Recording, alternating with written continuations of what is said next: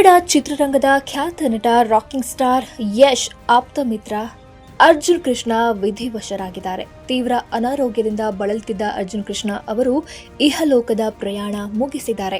ಕಷ್ಟಪಟ್ಟು ಮಾಡಿದ ತಮ್ಮ ಮೊದಲ ಸಿನಿಮಾ ತೆರೆ ಮೇಲೆ ಬರಲು ಇನ್ನೇನು 2-3 ತಿಂಗಳು ಇರುವಾಗಲೇ ಅರ್ಜುನ್ ಕೃಷ್ಣ ಕೊನೆಯುಸಿರೆಳೆದಿದ್ದು ಇದೊಂದು ಅನ್ಯಾಯದ ಸಾವು ಎಂದು ಆಪ್ತ ವಲಯ ನೋವು ತೋಡಿಕೊಂಡಿದ್ದಾರೆ.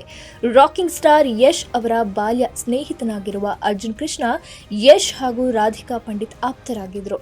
ಮೂಲತಃ ಮೈಸೂರಿನವರಾದ Arjun Krishna gall bladder stone ಅಂದ್ರೆ ಕಿಡ್ನಿಗೆ ಸಂಬಂಧಿಸಿದ ಸಮಸ್ಯೆಯಿಂದ ಬಳಲ್ತಿದ್ರು. ಆಯುರ್ವೇದ ಔಷಧಿ ಪಡೆದುಕೊಳ್ತಿದ್ದ ಅರ್ಜುನ್ ಕೃಷ್ಣ ಸ್ವಲ್ಪ ಚೇತರಿಸಿಕೊಳ್ತಿದ್ದಂತೆ ತಮ್ಮ ಚೊಚ್ಚಲ ಸಿನಿಮಾ ಕೆಲಸದಲ್ಲಿ ಬ್ಯುಸಿಯಾಗಿದ್ರು. ಇನ್ನೇನು ತಮ್ಮ ಸಿನಿಮಾ ತೆರೆ ಕಾಣುತ್ತದೆ ಎನ್ನುವ ಉತ್ಸಾಹದಲ್ಲಿದ್ರು. ಆದರೆ ವಿಧಿಯಾಟವೇ ಬೇರೆಯಾಗಿತ್ತು. ಅರ್ಜುನ್ ಕೃಷ್ಣ ಅವರಿಗೆ ಫೆಬ್ರವರಿ ತಿಂಗಳಿನಲ್ಲಿ ಮತ್ತೆ ಹೊಟ್ಟೆ ನೋವು ಕಾಣಿಸಿಕೊಂಡಿದೆ.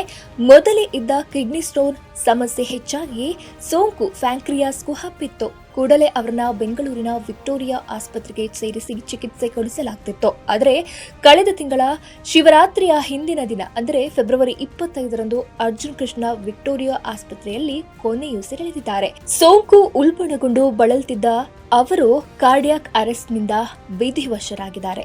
ಇನ್ನು ಅರ್ಜುನ್ ಕೃಷ್ಣ ಅವರು ಡ್ಯಾಡ್ ಎನ್ನುವ ಕನ್ನಡ ಸಿನಿಮಾವನ್ನ ನಿರ್ದೇಶಿಸಿದ್ರು. ಇನ್ನೇನು 2-3 ತಿಂಗಳೊಳಗೆ ಈ ಚಿತ್ರವು ಬಿಡುಗಡೆಯಾಗಬೇಕಿತ್ತು. ಚಿತ್ರತಂಡ ಕೂಡ ಬಹು ಬೇಗ ಕೆಲಸ ಮುಗಿಸುವ ಆತುರದಲ್ಲಿತ್ತು. ಆದರೆ ನಿರ್ದೇಶಕರ ಸಾವು ಇಡೀ ಚಿತ್ರತಂಡಕ್ಕೆ ಆಘಾತ ಉಂಟು ಮಾಡಿದೆ. ಅರ್ಜುನ್ ಕೃಷ್ಣ ಅವರನ್ನ ಕಳೆದುಕೊಂಡು ಕುಟುಂಬಸ್ಥರು ಹಾಗೂ ಅವರ ಆಪ್ತ ವಲಯ ನೋವಿನಲ್ಲಿ ದಿನ ಕಳೆದಿದ್ದಾರೆ.